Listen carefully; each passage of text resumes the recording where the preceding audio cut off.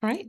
Hi, everyone, and welcome to our dashboard release session. And let me add the rest of the folks from the waiting room and turn off the waiting room so that you can all join me.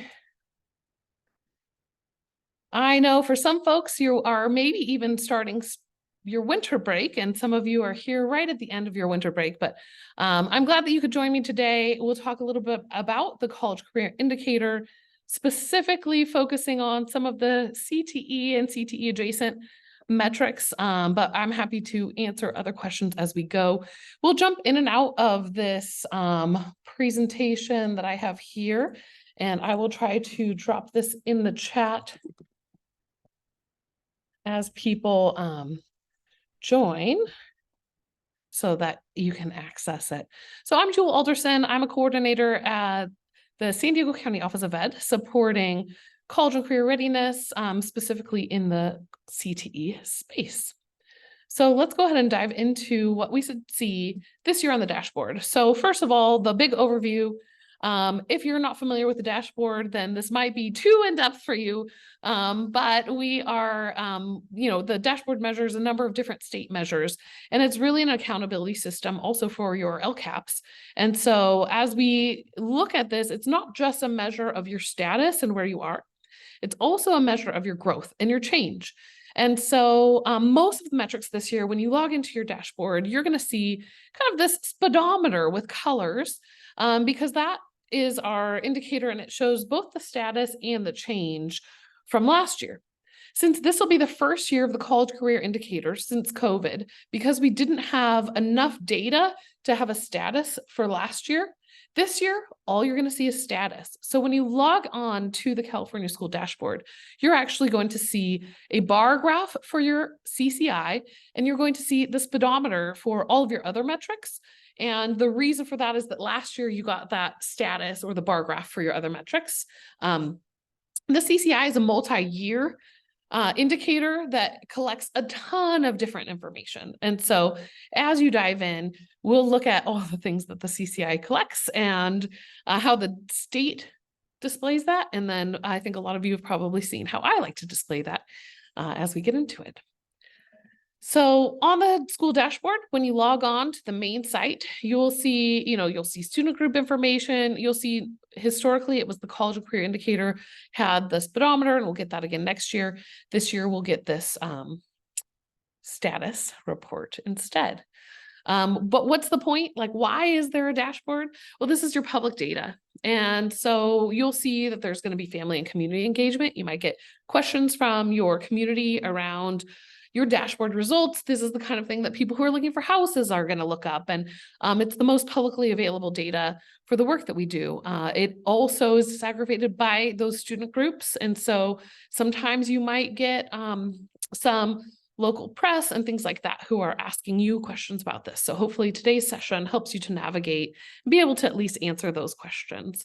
We also know that this is part of your LCAP accountability. And so we'll look at the fact that this is aligned to your LCAP goal 8 around your students' broad course of study and the outcomes related to that. But this is also a metric that can be part of the reason you might be triggered for differentiated assistance. And so that's one of the other areas this could be used. But I really like to think about the dashboard as a way that we can better know our systems and have an eye for equity as we address things. So first thing, as you get into your dashboard, when you see things that just don't seem to match the system that you think is in place, the first thing is to look at your data systems. Are you putting data in a way that it spits out what you think it should spit out? Are you seeing that the data doesn't match the system, in which case you might want to look at how your SIS is talking to CalPADS or whichever data system is capturing this. I also really encourage folks to use this kind of data around program development. So particularly with CTE, let's say, we want to think about those concentrators and capstone classes and how we developed our programs, and also how we're making sure that we have recruitment and marketing and retention that has an eye for equity and making sure that we're supporting all of our special populations. Finally, how about systems change? Are you doing things with your district that really could be shifted by thinking about these kinds of metrics? What needs to change in your system so that these these lag data, we like to call it, right? This is data that's already gone. We can't fix it because these kids are already out of our system. But how do we go back and change our system so that the following cohorts have different outcomes? So I'm going to quickly just go to the front of the dashboard. And I don't know if anyone from Sweetwater's on here, but they were my district for many years. So I like to use them as an example all the time. So when you pull up your dashboard and you go to the California School Dashboard, and let's make sure this is kind of like a follow along at home if you have a second monitor to do so. So that's in the chat. And let me put this presentation link in here once more for you who might have joined us since then. So when you go to the dashboard, you're going to put in whatever your district or school is. So you can get district level data, you can get school level data. We have our charters are in here. Any public entity should be found in here. When you're looking here, for instance, I put in Sweetwater. Well, Sweetwater is a school as well as a district. And so if you're looking for your district-wide data, it will always end in trailing zeros for your CDS code. And then at San Diego County starts with a 37. And so that helps me to know who are my districts, but I'm going to click on Sweetwater here. And then you will see all of your different dashboard metrics all in one place as a big picture. And this year we will see the college and career. When we click on that, we get it's kind of like the baseball card version of your accountability. And what we can see here too is we get this nice equity report, and that helps us to better identify which student populations are maybe the places that we should be focused on for growth. And so with each one of yours, you can see where that is. And I'm going to go ahead and click view more details on college and career. And it's going to go to a new page where I can see those particular student groups. So I can see, okay, foster youth, this might be a specific area of growth that this LEA could look for, because we know that the overall, as we saw, was medium. So anyone under medium, right? These are groups that could have increased engagement and would really benefit from that. And so, we might look at a number of different populations here in the low as areas for impact. As well as then we have very high. So these are students who are really excelling. So here, this really helps us with student groups. Because this is a larger district, they have enough students to show up in all the different places. And so down here, they have none with no performance level, but you might have some at no performance level. And that might be because if there are less than 31 students in a population, the state's not going to put out the data in the same way, because one change of student is not a big significant impact or doesn't have statistical significance, basically. So if you see something like this where there's no performance level, there might be data for some of them. If it's 11 students or less, they won't post the data anywhere because it's too specific by the student, right? If you said, oh, wow, we only have one American Indian student, and then you had a color for that group, then you would be able to attach that student to that color, and that would be too specific of data that we wouldn't want to be publicly available and revealing of that student's progress. So only groups that are 11 or more will you see any data, and then 31 or more, you'll actually get a performance level. So I'm only going to spend a really brief time on this part of the dashboard because, well, this is where all of our parents and families and maybe the press looks most. We know that this is only the tip of the iceberg because the CCI is a huge metric that incorporates a lot. So does anyone have any questions on the kind of overview of the front face of the dashboard before we dive into all of those small metrics that make that up? Feel free to use the chat, and I will keep dropping that presentation link in as we go. All right, then I will continue my tour here. All right, so again, when we get into the college career indicator, we are thinking about LCAP priority 8, and that's outcomes in a broad course of study. And so when we're thinking about what it means to have a broad course of study, they've identified a lot of things in the indicator, but the cut percentages I added right here because they're not obvious in a lot of places unless you start clicking around in the additional reports. So those who are very high, 70% or above, are those who are very high. 55 to 69.9, it's considered high. Medium is 35 to 54.9, low 10% to 34.9, and 9.9% or below is considered very low. Now, next year, wherever you are on this, your goal should hopefully be growth, right? You're hoping that next year, your graduates from 2024, they have done a little bit better. So even if you're in the low and you're only at 10 to 34.9%, if you increase that by a very small amount, you actually bump up in your colors on kind of the color grid and the way that they do that kind of speedometer style indicator outcome. So even if you're at low or very low, this is your chance to start thinking about what systems that you want to have in place to change that. Because even if your overall isn't low, you probably have a student group who's in the low or the very low. And so really being thoughtful about how you change the experience of that student group is really helpful. Now, what does this mean to be prepared? It is a very complicated system of preparedness.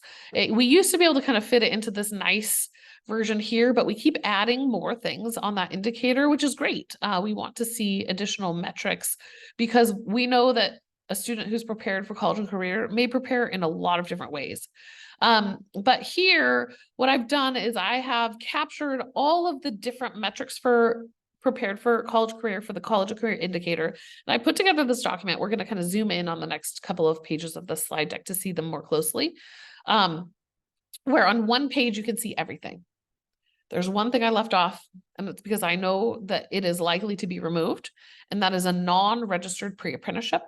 Currently, there are ways for particularly DAS schools, which is our alternative schools, to use non-registered pre-apprenticeships to help students become prepared on the college and career indicator. However, as a member of that statewide task force, I know we're talking about how we're going to remove that. And so I didn't want systems to plan around that. So don't build your system on it. If you're doing it right now, fine, report on it. But let's dig into what's here. Now, how many of you have been to Panera? Like all of us have been to Panera. And at Panera, they have a you pick two menu. And that you pick two menu means you might combine like this sandwich and a salad, a half of a sandwich and a macaroni and cheese. Maybe you're going to have soup and a salad, right? So when we talk about college and career, for the most part, what we're looking is for students to pick two. The combinations of those two are quite specific, however.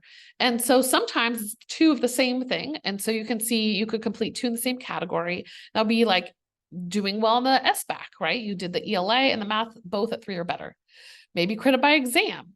You have AP or IB exam at a high level, right? A passing level. College course, you have 2 semesters at a C- or better. But for the most part, otherwise, we're doing a little combo. So when we have A through G, our side dish could include a college course. It could include APIB. It could be through Smarter Balance. It could be through CTE Completer. And I see a question about how AP and IB exam levels are being read. That's not rolled up through CalPads. That is through, let me pull up. I have this fun doc, which I haven't updated from this year, so I can share this with you. But when I look here at a College Board and IB are the reporting pieces for your AP and IB scores, and SBAC is your reporting piece for your SBAC exams. So the college and career, although a lot of them come out of CalPads, they don't all come out of CalPads. So that's a great question. And this fun guide that I have created and haven't updated for the newest one, I will drop that in the chat though, in case that's helpful. I tried to pull where the data sources are. And then these are the technical guides for the dashboard from last year and the links to those. So that's its own pile of work. I've only had 2 days of work with the dashboard so far, so I haven't gotten that far. So when we get into, are you prepared for college and career here? Again, like I said, we've got our main and we've got a side dish. So A through G is our main. We want to have a side dish of maybe college course, APIB, SBAC, or CTE completer. And so that little you pick 2 meal our students are taking in the course of their time with us brings them to prepared. And so we also see military leadership, state seal biliteracy, CTE completers, they have a meal, right? You are CTE completer. That means you've done a concentrator and a capstone course with a C- or better. Plus you need to do well on one of the SBACs or have a college course for 1 semester or be A through G, right? So we have these little combined meals of learning for our students. The state and federal job programs, that's kind of specific if you offer that. Pre-apprenticeship is the only standalone metric currently where completion of a registered pre-apprenticeship is currently a single measure for preparedness. We also have, there is an option for students who are not earning a traditional diploma, but instead earn a special education certificate of completion. And so if you are working with that population, with your workability students, basically they can combine college and career exploration and preparation courses with work experience. So there's some combinations here for that population, if that's a population that you have, that you're serving, but someone in your district is. So make sure that they understand that option. So before I move on, any questions on this? Like, what does it mean to be prepared? All right, great. So the fun thing is that in the back end of the dashboard, you can go to your college career measures report and you can actually look at the data. And I circled the ones that I find are the most impactful, and we'll talk about that in a little bit as well. But you get your data and it's disaggregated by population and you get this nice hot map. So in this case, this district, how are most students meeting prepared? That's a quiz question, so you can put that in the chat. What's really hot on this hot map?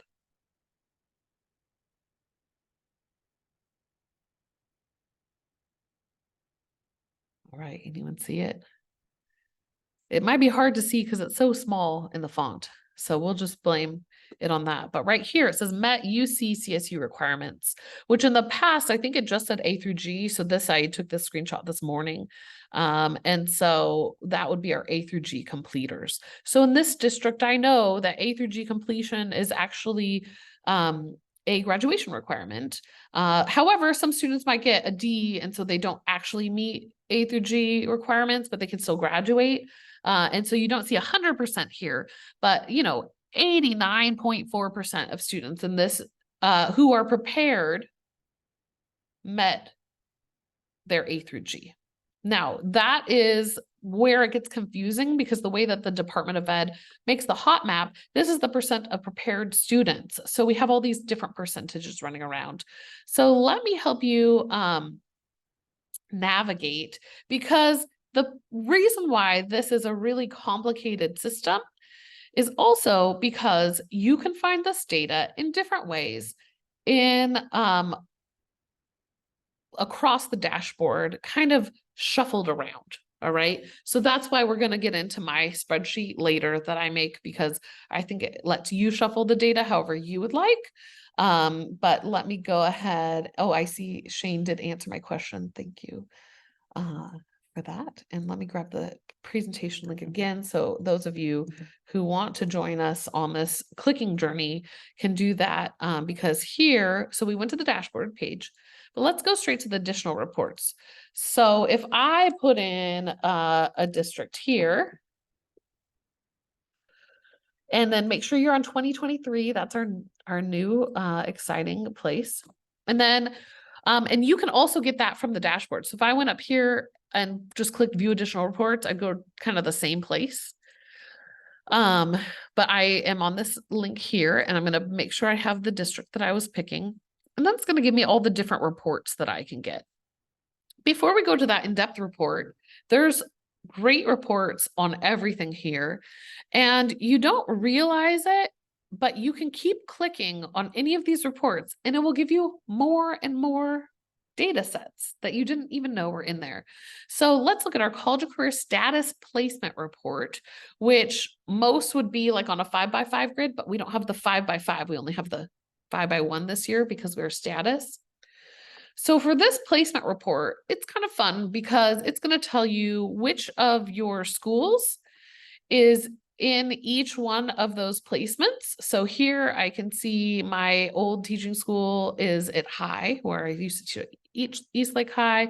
And then we can see who is at medium, low, very low. I know this is a continuation school that they have, and I have pulled the data on all alternative schools in the state, and that's kind of where they are living right now for the most part. But here, as a district leader, this is a nice way for you to navigate very quickly to see where your different schools are in one screenshot, and it also has the levels. So I'm going to show you how to get to that again, if you're curious, because a lot of people kind of lose their way. So that's this college career status placement report. And when you click on that, that's when you get to this, and it gives you the status placement of each of your schools. Now, this little button here is the student groups placement report. So I can click on that. And then they'll give me the same thing, but it's with my student groups categorized by placement. So that's loading now.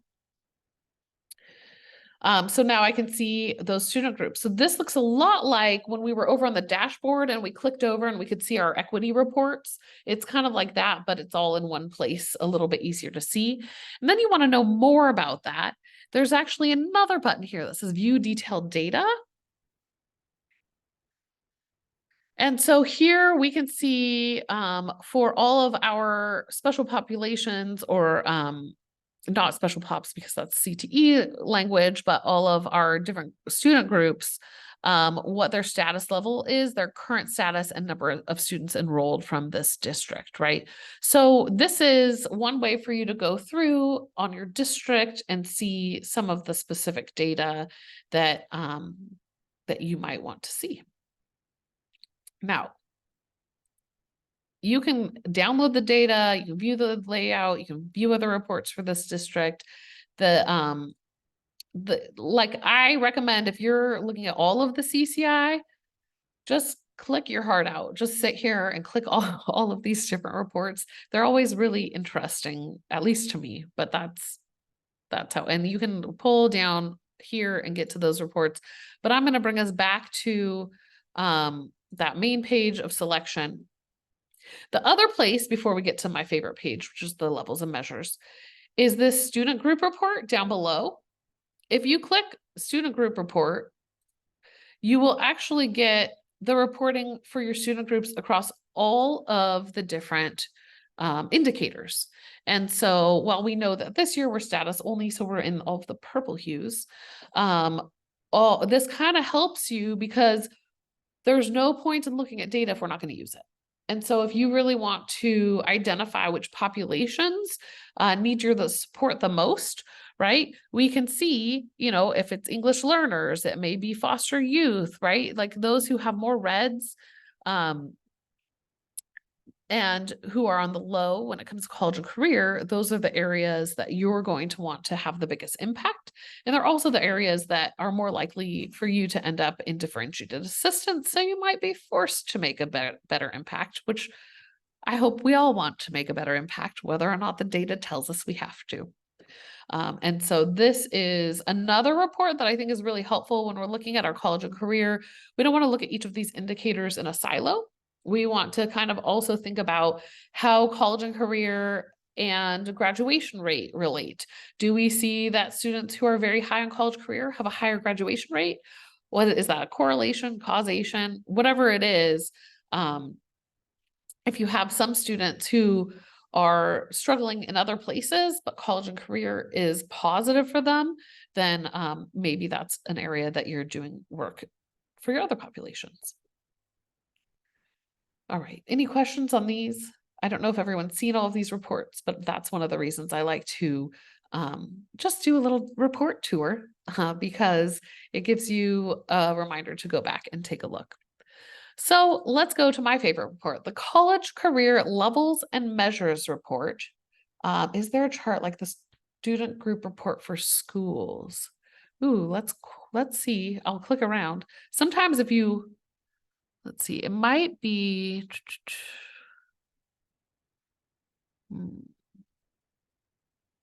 If we click on it, let's see if it gives us something to click in the corner, because some of the reports you can click view other reports. That might bring us right back to where we were. It was. So I'm not sure, Robin, that there is a student group report like that for schools, but there's a report for each of your schools. So you might be able to pull it in another way. It may also just be downloading all the data files from the Department of Ed and you can pull your own data, which is what I've done. So I'm going to table that. There is for schools. Says Audrey. Audrey, do you know where that report is? First. Yeah, I was able to find it. So I searched a keyword for a district. So I'm looking at Valley Center Palma Unified. So when I searched my district, I searched Palma. And so I have like Palma Elementary is one of my schools. And then Valley Center Palma Unified also comes up. So in my drop down, so maybe Jewel, if you go back, if you just click back. Let's go to this one, maybe. Yeah, so like if you search a school name there, and then, yeah, so you can click on the elementary school, for example, or high school would probably be more relevant. You can definitely get them for each school, but I was thinking that she meant all of your schools in a district in one report. Oh, I think that's also there too. So I would have to find it. Yeah. Yeah. So this is something that you can do for yours. And look, what I used to do before I really got into the back end data is I would literally go through for each one of my LEAs and I just screenshot these and put them into my own little spreadsheet so that I could kind of see what was happening. And so, but then it turned out that you can download all the data from the school or from the Department of Ed and that helps. But it is hard because each of the downloads is a separate indicator, but fun enough, yesterday I figured out how to add the graduation rate to our CCI indicator data. So you'll see that that's in there now when we look at that in my Jules version of the data file down here. All right, so let's though go back into the college career levels measures report, because that's where kind of the juice of this this talk today, I think, is diving into the fact that you can't just look at the CCI overall picture and see what color you are. Not even for each student population can you do that. What you really need to do is you have to disaggregate down to the individual metrics to some extent. So if we come down here, what we can see is in this district, hold on, let's go back up. We will know that when we're looking at prepared students, they have 41.3% of their overall student population are prepared, 18% are approaching, and 40.6% are not prepared. So as we go down, this graph is just going to tell us about our prepared students, and the percentages are the percentage of prepared students, right? So when we say 14.9%, that's not 14.9% of their district, it's 14.9% of their prepared students. Okay, so I find that to be an important piece of this puzzle. And so if we look here, we know that, again, they're very strong in the A through G requirements here. We also see SBAC, they have some strengths, and AP, they have strengths, and we can see this is a hot map, right? So you have higher levels. They did have 425 CTE completers who were prepared. So that means all the people here, they ate that you pick two menu. They had two different things. So if we then scroll down pass, we get to approaching prepared. So we're going to look at our approaching prepared students. And here is actually where I see a lot of growth data. So I see in this district, there were 270 students who completed a CTE pathway, but they didn't have a side dish. It wasn't CTE pathway plus A through G. It wasn't CTE pathway plus maybe a dual enrollment course. It wasn't CTE pathway completion plus doing well on one of the SBACs. All they did was CTE pathway complete. So if we look at our students who are completing a CTE pathway, in this case, how do we come alongside and make sure we're scheduling them A through G or add opportunities for dual enrollment? Here, they had 572 students who were A through G completers and didn't do any of the other metrics that are like a side dish that goes with A through G.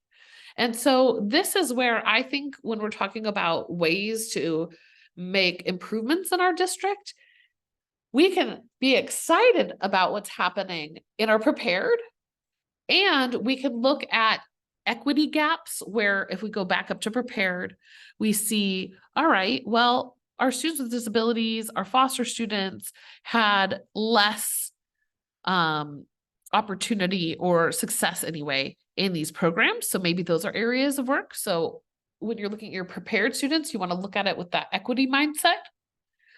When you are looking at your students who are approaching prepared, that's where you can look at it as like a systems mindset as well around, wow, I have this many pathway completers who didn't do something else, this many A through G who didn't do something else. Look, they had 418 kids do well on one of the Smarter Balance tests, but they weren't A through G and they did not complete a CTE pathway. So this is a place where you can see some of those areas that need or have opportunities, right? And we can also then look at our populations as well. Down here, we're going to get to our students who are not prepared.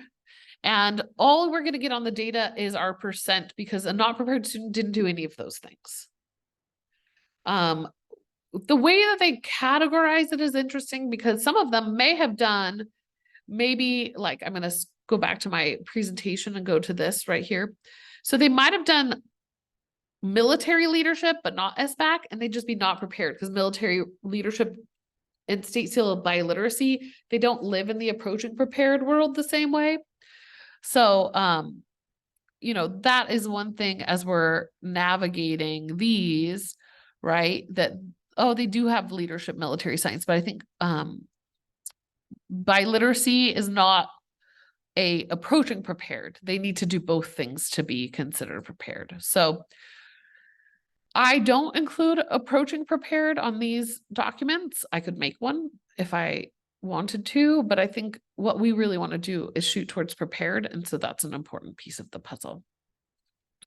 All right, before I dig into my crazy spreadsheet, are there any questions on this status and measures report? Is everyone able to find it? All right. Let's see. All right, review how to get to that report. Thank you. So if we kind of go back, so you can get to it in a few ways. You can just go to additional reports from your dashboard, and then you can scroll out. It's called the College Career Levels and Measures Report. This year, every year they name it a little bit differently, but this year we have levels. We are not status and change, right? So levels and measures report, and that's, you can submit that. So that I think is usually the easiest way is to start at the dashboard, because that's like you just Google California dashboard and then you can get to it and you get to that levels and measures report. You can also start, it's loading. I think everyone in the world is probably trying to get into the dashboard data right now. You can also start, let's see, where did I put these links? You can also start just on the additional reports link that I give. And I'll put that directly in the chat here. And then that gets you to all of those different additional reports that I just kind of walked you through. Now, there's also data files from the Department of Ed. And this is where I pull your data file. So here's the college and career data file. But if you go to the communications toolkit, and you go to, that is not where I should have gone, is it? Dashboard resources, sorry. I have this linked at the end too. If you go to the dashboard resources, you can see the data files for all of your indicators. So, right, like if you want to see graduation rate indicator, you can see I was there this week, the college career indicator, you go in and you can download, and this data file, it's an Excel spreadsheet, and it literally includes every piece of college and career data for every single LEA in the state of California in one document. But it looks kind of crazy. It's hard to navigate. So that's what I use to create the file that I'll share with you in a moment. I also want you to be aware, I doubt that these are ready for you yet, but you should have someone in your district who has access to SOARS. And SOARS actually lets you get the student specific output of your CCI metric, right? So this is going to be CCI and LTEL data. And so this helps you, like I encourage you to look at your SOARS data to see if there are gaps. And, you're like, well, how is this possible? We had one district last year who had a whole bunch of apprenticeship completers. And they're like, we don't have any apprenticeships. How is this possible? So they were able to pull data on each individual student to see what's happening, and their SIS just wasn't reporting into CalPADS the way it should have been. And so it was a whole separate thing it was reporting, but it happened to spit it out as if it was an apprenticeship. And so the SOARS data can be another way to access that. I haven't accessed that since I am not an LEA of students. We do have students at SDCOE, but I haven't gotten into SOARS. So hopefully some of you have experience with that. And if you don't, that is here so that you can follow up and figure that out. But let's look then at my crazy system here. And then in order for you to filter it, you're going to want to make your own copy, which you might have already done. I'm going to put that make a copy link here. And I'm going to move over to, actually, I'll just make a copy so that I'm in a clean file, because I have my own version I keep editing. So because it's a group document, if one of us filtered it, we'd all see that filtered view. So that's why I have you make a copy so that you can get into that data. Now, all I did was pull the exact spreadsheet from the Department of Ed and then put it in here and then add a bunch of labels. And I moved one column because I wanted to have status level right next to my student group. All right. So here, the tabs are very important. The first tab is district overview. And so that's just going to give me your all student status for each district in San Diego County, also Imperial and Orange County, as I will be providing them technical assistance for an upcoming grant, the Golden Pathways. So I felt like for me, it would be helpful to have all of this data and that I would give that to them. So if any of you are from Orange or Imperial County, thank you for joining us. You do have your own data sets that are here on the tabs below. So this gives you an overview of where each district is in its entirety. But if we click on the San Diego County data, now what you can do is I have this set up so that if you are in a particular district, so if I can click clear here, and you can use the filter to select your own district. So I see Carlsbad's on the call, so I'll click Carlsbad. Here you can see your overall district and each of your specific populations. And you can see each one of your schools and those specific populations. And I haven't done it for the other counties because I just threw this in yesterday, but I also added your graduation rate indicator in here because I thought that would be interesting and I had some questions about how these relate. So now if you copied this yesterday, it might not be in your copy. You might want a new copy so that grad rate indicator's in there. Some interesting things to do with this data is you can go through and you can clear out and just look at your African-American population and see they don't have very many. So that was not a helpful one, but maybe you want to look at your EL students. And so then you can see their status at each one of your schools separately and where they are in their work. And then you can go, oh, how are we preparing them? And you can go through all of the data to the side.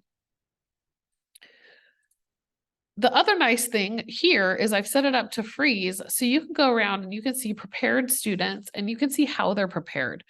So here, how are they doing on math? And the way the Department of Ed spits this out, they give you the number of students and then the percent of students, right?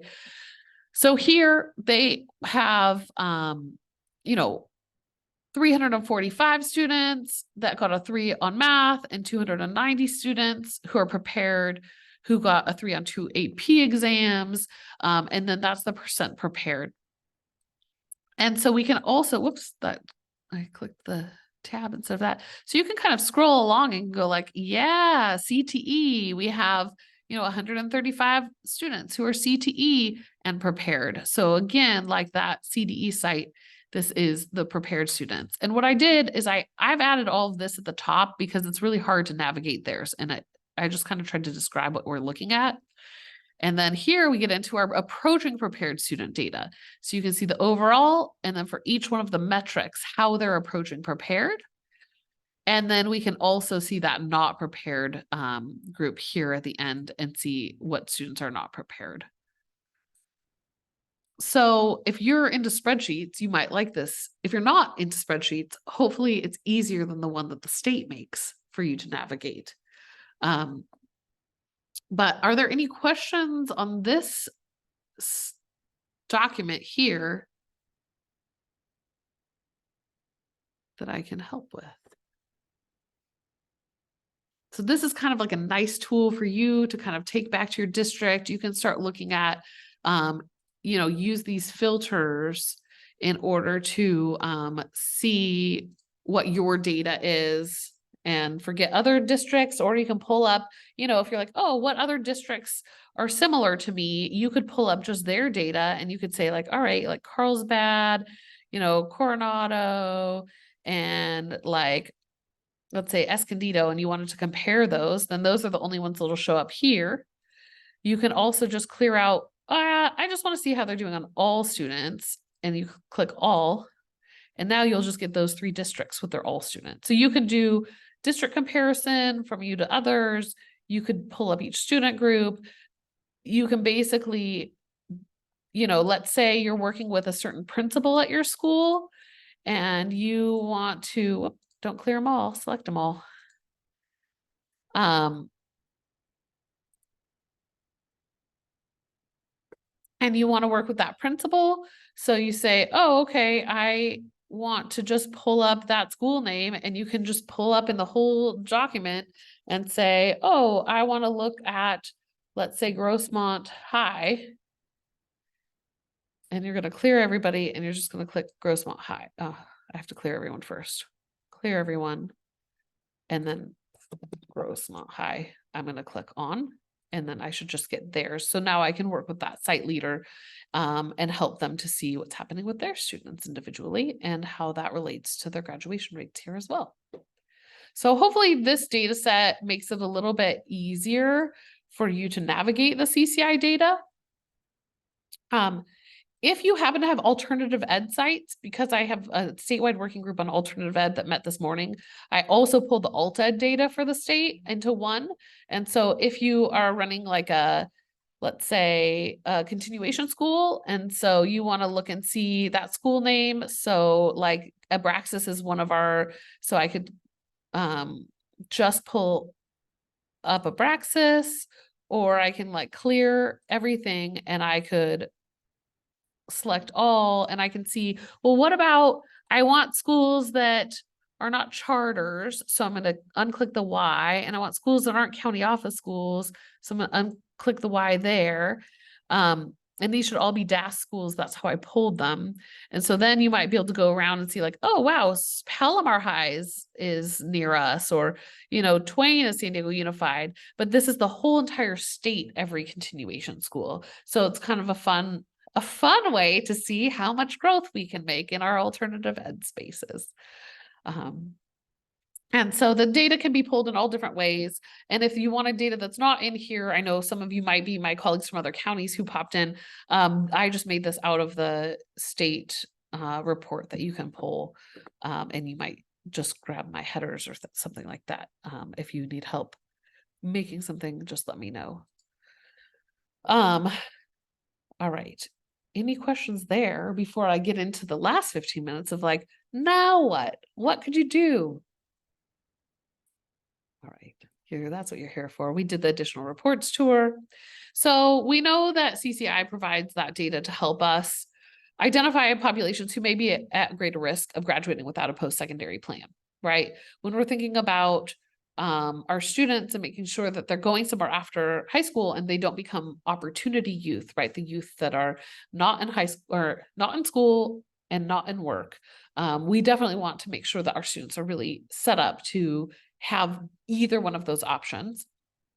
And we know that that can help determine whether those populations are there. And so we just did that spreadsheet. So what I will say is, as you look at this as a district, you want to identify what are metrics that are meaningful and reasonable to track, and also have that like system-wide impact. So this is kind of like, how do we ensure that we're engaging in this? Because this document is too much. There's just too much going on for regular kind of systems work. So I think I saw Teresa on here from Oceanside. So I worked with Oceanside on some tools because they really wanted to say, like, how do we predict if a student will be ready for college and career? And we were like, how could we leverage data systems? And what we realized is it's not the data systems we wanted to change, it's the human systems that we wanted to change. We wanted to change those both at the student level and at the kind of like counselor and teacher level. And this document is confusing, but it also changes, right? I'm on that CCI task force and we're talking about how are we going to add the state seal of civic engagement, how we might adjust certain things to streamline because we know it's a lot to take on. And at the end of the day, as much as we want to jump through hoops because the state tells us to, we really want to think about what our students need as they're graduating. And so what we came up with is if we could hone in on 3 metrics that we saw as the most important, and we had students pick 2, right, that Panera style menu, that this is a way for them to feel like they're a little bit more in control, that these are really important pieces. And technically this is more than 2 metrics because it incorporates all early college credit. And so what we said is that after the first semester grading, which you might be about ending right now, or you might be ending in January. So that first few weeks of semester 2, having all of your students, all your CT students, some pilot group of students, go through and self-evaluate their own progress and create their own goals could be a great way to set them up to really feel like they're in control and they're making choices about their future. And so students would color in the boxes as they grow. And then they can also color in, how are they doing on A through G, right? How are they improving as they go? And Teresa just mentioned that they're on track to give the survey after winter break. So this is fun because we not only are having them kind of color this in, and there's a Canva template here. So I built this in Canva. And so I figured out a way I can make it a template and then you can just make a copy and turn it into whatever you want it to be, because maybe you have other priorities. Maybe you want to add biliteracy or military leadership or something else to yours. Great. And I also want to say, I'm happy to support you in building out what works for you. But what we wanted to do was then follow it up with this survey. So there's 2 different ways to give the survey. You could do something like this. So in this case, 9th graders are asked, what 2 areas will you prioritize in your high school experience? So you're getting 9th grade students really thinking about what it means to be future ready, which in accountability speak, it might mean this helps us as a school on the college career indicator. But the reality is we want to build things that help our students with their future success. And so in this case, we can kind of hit both things at the same time, which the indicator is meant for, but it just gets too complicated for that to be the only driving factor, right? So having them think about what pathways look the most interesting. to them, what classes they want to take next, what college credits look interesting, and what are your goals after graduation, A through G course completion. Are you on track to finish everything with a C- or better? Because I bet there's a lot of kids that don't come into our schools realizing that that C- or that D is really impactful. Whoops. And so these all link to things. So what we did is we saw there's a 9th grade, a 10th and 11th grade, and a 12th grade set of questions that are all a little bit different and speak to those different grade levels. If you don't want to give it on paper, we also have a survey. I make you make a copy that we put together. And here you'll ask some of those same questions of those students after they fill that in. And then you can list out what are the pathways that you have, all of these things, so that you are getting student data around what they're interested in, what courses they want to take, and things like that. And then when you go the next, you go into meeting with your counselor and having students go through and select their courses, they already have the power of knowing what courses they might be interested in. You might be able to pull them up in your spreadsheet of this. If you gave out this survey, oh, you took this survey, here's the things that you said you were interested in. And that might help inform their course selection and all of those things. And how fun is this question at the end of each one? What worries you when you think about your future? What excites you when you think about your future? And what can our district do to better help you prepare for your future? Because this is the kind of thing that we want to hear from our students that we cannot see on the dashboard itself. So these are just tools, as you can see, that you could consider using, because what I encourage you to do is, whether or not these are the 3 goals that you and your district wants, that you really think about those goals, and that you're not just telling the teachers, the counselors about them, but like, how are you engaging actual students in thinking about their future and setting their own goals around their future, but like secretly saying, and these are our goals too, right? So how do you overlap your goals with your students' goals? And we found that these really simplify the concepts of the CCI and speak to some of the most impactful future ready metrics that we have. Even though the CCI breaks up early college credit into dual enrollment, early college credit, AP and IB, realistically, when we talk to students, like, that's one category of things, right? So as you go through, if these are helpful for you, all of those resources are here. So this is that dashboard metrics, just go back, all on this last page. That full dashboard piece is here. This is great for your counselors, for your district leaders, but the Are You Future Ready? This is a nice way to really engage students in this work. So I even left 5 minutes for questions. That's great. I know that the CCI is a very overwhelming indicator. It's ever changing, but at the root of it all is about ensuring our students have the tools and preparation they need to be successful. And so I encourage you to use the equity data to make sure your student groups are equally finding success in the programs that you offer, and to help you set goals when it comes to basically, whether it's your data systems. If your data systems don't match, let's figure out what's wrong and where it's not, where your SIS isn't talking to CalPADS or whatever. Figure out what programs could be improved in order to make sure students are getting that programmatic support that they need. And then also really looking at your bigger system and what are your goals and how do you bring your students along with you. So that being said, field is open for any questions, but you might just want to chew on data for a while. So I get that too. Would it be possible to, that Google form template that you just shared? It is asking for permission. It's not forcing a copy. Really? Yeah. Well, at least it did for me, but maybe it's just me. Anyone should be able to view, and anyone should be able to make a copy. No, it was the survey of the. Oh, the survey. Okay. Sorry. Great. Yeah. Let me go into that original file. Thank you. Let me pull this out to my side and fix that. I did put that yesterday in there, so I made a new version that wasn't the one we'd put together. Are you school survey template share? Sorry about that. Anyone with the link?